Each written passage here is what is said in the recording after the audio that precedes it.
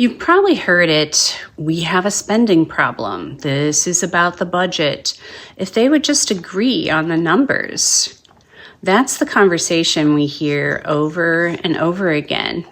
And on the surface, it makes sense. Money matters, budgets matter, decisions matter. But the more I've sat with this, the more I've watched it play out, the more I've paid attention to how we talk about it, I don't think this is a budget problem. I think the budget is just where the problem shows up. Because what we're seeing on that stage, the gridlock, the frustration, the back and forth, that didn't start in Congress.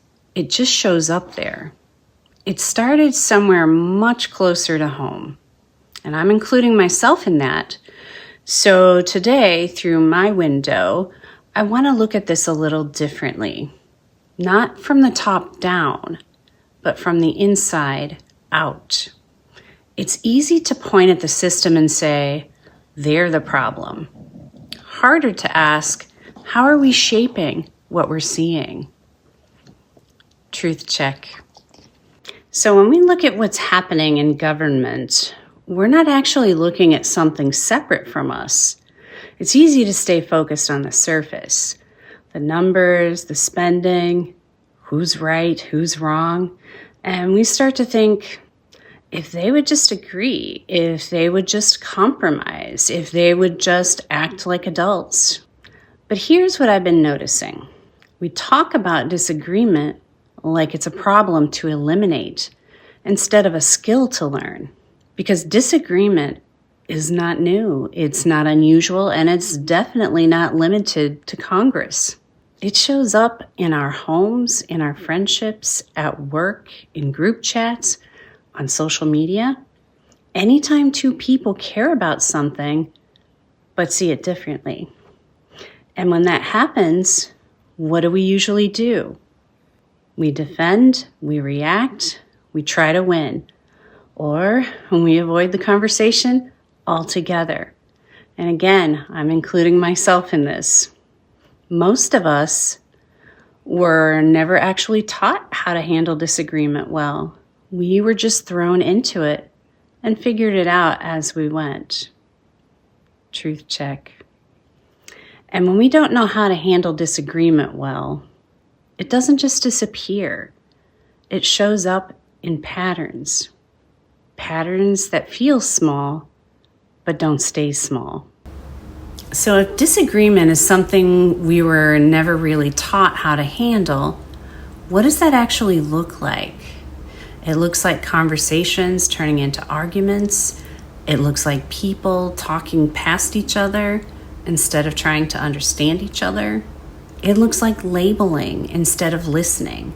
And once that happens, something shifts. The goal is no longer to understand. The goal becomes to win, to prove a point, to defend a position, to protect our side.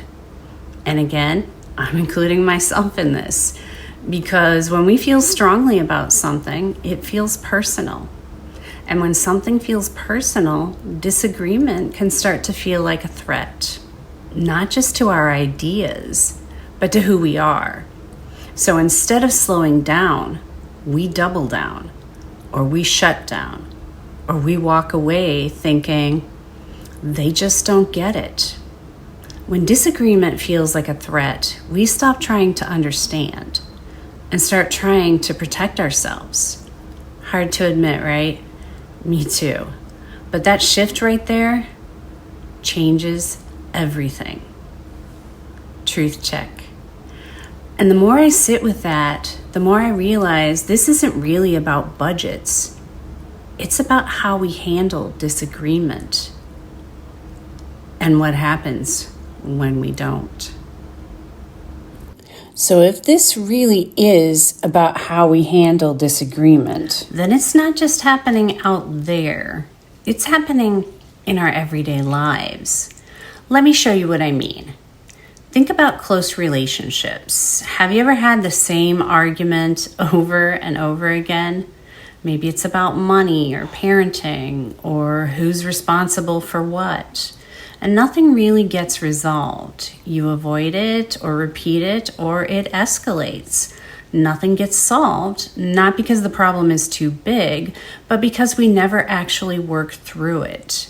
We don't resolve it. We repeat it. Now think about family. Maybe it's politics at a holiday. One person shuts down, another dominates. Someone changes the subject or walks away. And eventually someone says, let's just not talk about this. But the issue doesn't go away. We just stop dealing with it. We don't work through it. We avoid it. Or the workplace. A disagreement comes up, but no one wants to go there. So meetings go in circles, decisions get delayed, and instead of resolving the issue, we work around it, finding ways to move forward without actually addressing the issue. We don't decide, we delay. Even friendships, something hurtful happens, but no one addresses it directly, so distance grows quietly. We call it keeping the peace, but really, we're avoiding the conflict. And then there's online. Comment sections, quick reactions, strong opinions, but no listening, no real conversation. We react, but we don't resolve. And when you step back and look at all this, it starts to form a pattern. We avoid, we escalate, we shut down, but we don't actually work through disagreement. And here's the part that stopped me. Because once I saw that pattern, I couldn't unsee it. And then I started noticing something else. Now, take all of that and scale it up. Take those same patterns, avoiding, escalating, shutting down, and then put them in a room where the stakes are higher, the pressure is constant, and every move is public. That's what it looks like when those same patterns play out in Congress. Not because Congress is different from us, but because it's made up of us. Different values, different priorities, different beliefs about what matters most. And instead of working through those differences, we see the same patterns. So here's the question that changed it for me. Why would we expect Congress to resolve conflict efficiently when the people in Congress are working with the same human patterns we struggle with in our own lives? We like to think the problem is them, but the same patterns we see in Congress, avoiding, escalating, refusing to listen, show up in our own lives too. Hard to admit, right? Me too. Truth check. And when I really sat with that, it shifted something for me, because this isn't just a government problem. It's a human one. And that doesn't mean the situations are the same, but it does mean the skill we're expecting to see at the top is the same skill we're still learning down here. Not easy to see, right? Me neither. But the patterns we practice every day are the same ones we expect others to get right. Truth check. So if that's true, then maybe this isn't just about Congress. Maybe it's about something closer to home. Because the truth is, we're not really taught how to handle disagreement very well. Most of us don't learn how to sit in it. We learn how to avoid it or win it. And when things get uncomfortable, we either shut down or we push harder.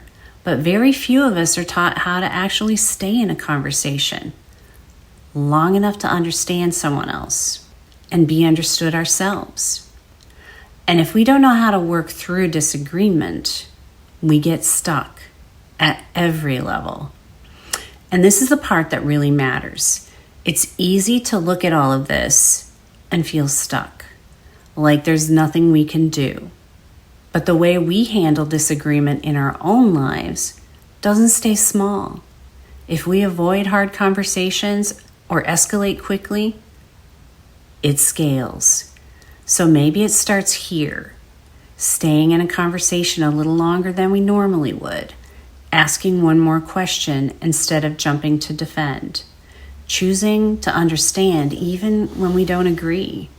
When we look at leaders, we're not just choosing policies, we're choosing how problems get handled.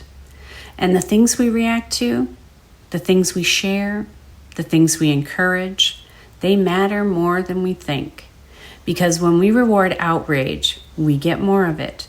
And when we make space for resolution, we get more of that too. If we want a government that can work through disagreement, we have to start expecting it and practicing it. So through my window today, maybe the problem isn't that nothing is getting solved. Maybe the problem is that we don't yet know how to sit in disagreement long enough to solve anything. So here's my question for you. Where do you see this show up in your own life? Or what's a disagreement you've avoided instead of worked through? This week, notice one moment of disagreement at home, online, or anywhere. Instead of avoiding it or reacting quickly, just stay in the conversation a little longer. Ask one more question. And notice not just what you think, but how the conversation moves. This channel isn't about censoring or forcing people to agree. It's about slowing down long enough to really listen, understand different perspectives, and approach discussions with thoughtful reflection together. I welcome different views, I really do, but respect matters here. If you disagree, explain why. If you see it differently, share your perspective. Here, our differences are strengths, and they're starting points for deeper understanding, not weapons. And if you'd like a little extra help shaping your reply, I've linked my 3 Ps in Action comment edition in the description. It's the same process I use myself to pause, pinpoint truth, and proceed with purposeful forethought. The way we handle disagreement in our everyday lives doesn't stay small. It becomes what we see in the world. If you find these reflections valuable, hitting the thumbs up, sharing this with a friend, or subscribing helps bring more people into the conversation. Remember, pause, pinpoint truth, proceed with purposeful forethought. Join the conversation. See you next time.